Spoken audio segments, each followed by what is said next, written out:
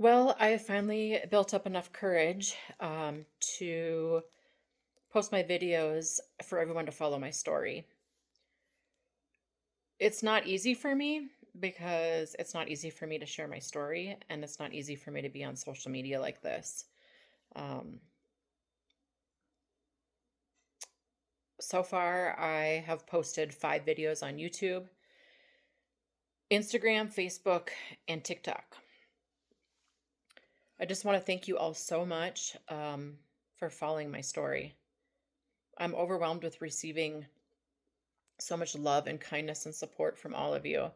So many people have reached out to me that are going through the same thing, or you have a family member that has had ALS. My reason for doing these videos is to help others understand what ALS is. And if you've been diagnosed with ALS or have a family member that has been diagnosed, just know that you're not alone. I hope to educate what ALS is and how it affects someone and their daily living. So thank you, seriously, from the bottom of my heart. It's time to find a cure. I have paid attention and listened to every comment that has been posted on my social media. I have tried to comment or heart everyone.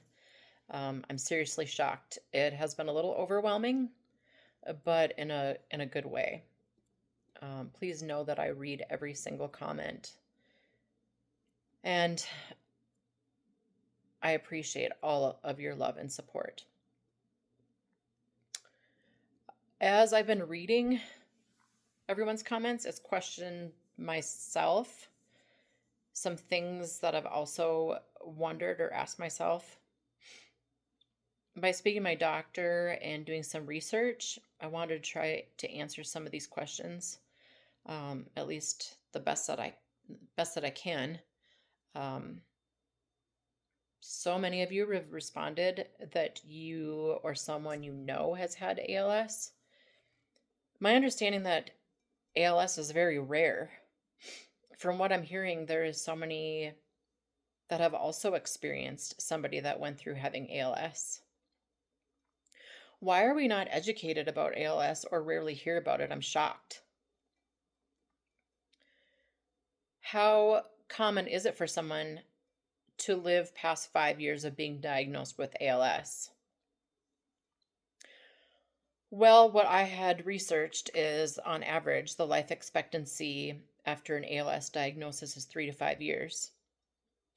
30% of ALS patients live beyond 5 years of being diagnosed. 10% survive 10 years. 5% live 20 years or longer. The question is, would I really want to live longer than that with having that quality of life? I don't know. It would really depend on my quality of life. Another question that was asked, what causes ALS? And how did I end up with this? It's still unknown. From what I've read, there is suspicion that ALS could be caused from exposure to toxins, metals, maybe smoking, etc. I guess if we knew, we'd probably have a cure by now. Apparently, ALS begins long before symptoms appear, and by the time a person receives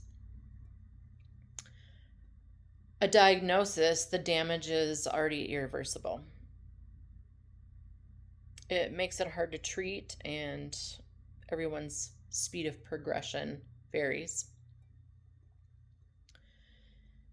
I've been asked, isn't ALS more common in men? Again, what I've read is ALS is 20% more common in men than women.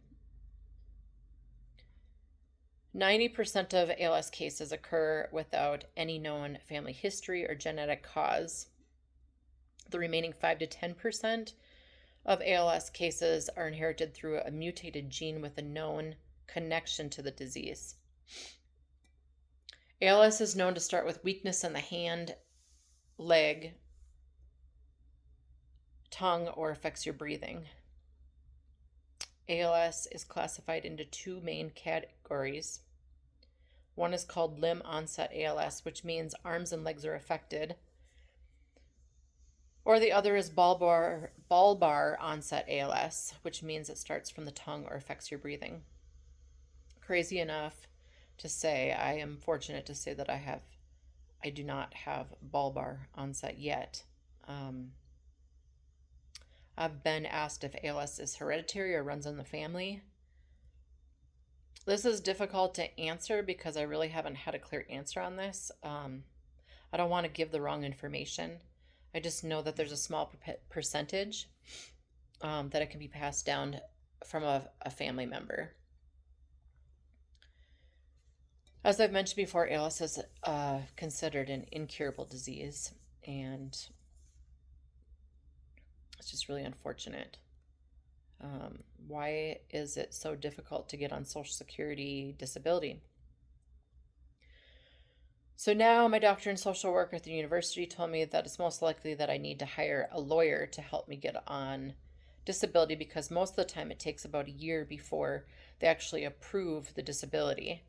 If someone is considered disabled with an incurable disease, why would we have to hire a lawyer and spend the money for a lawyer? It doesn't make any sense to me.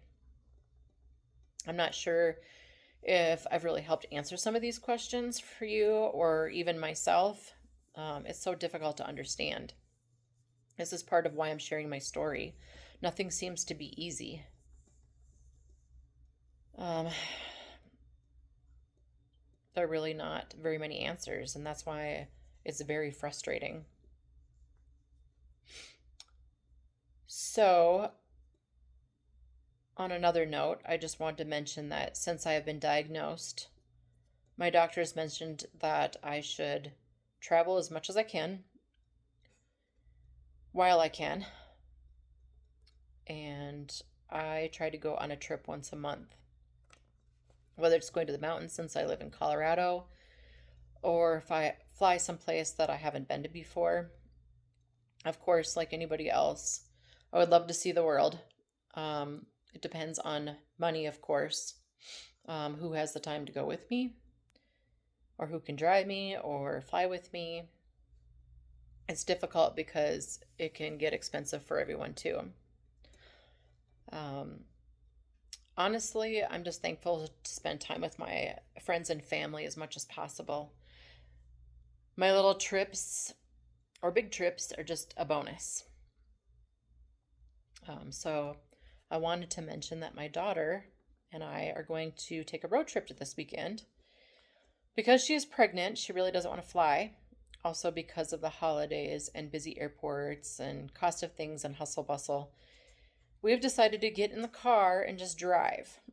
So we have decided that we're going to drive to someplace a little warmer. We only have a few days to drive and get back to Colorado. We only have from Friday to Sunday. We have never done this before. So we're really excited. We're excited to spend some time together and explore along the way. We decided that we should have somewhat of a destination. So we're talking about Santa Fe, New Mexico, since it's only 6 hours away from Colorado. We've never been there, and we do not have an Airbnb or a hotel set up yet when we arrive, if that's where we end up. But we are making it an adventure. I don't want to give too much away, but I have been told there is healing sands in Santa Fe, New Mexico. It's considered a healing sanctuary. I'm not religious. I'm not religious, but I'm very spiritual, and it definitely sounds interesting. So I hope to share lots of stories and memories, experiences, photos, and even my struggles through this trip with you next time.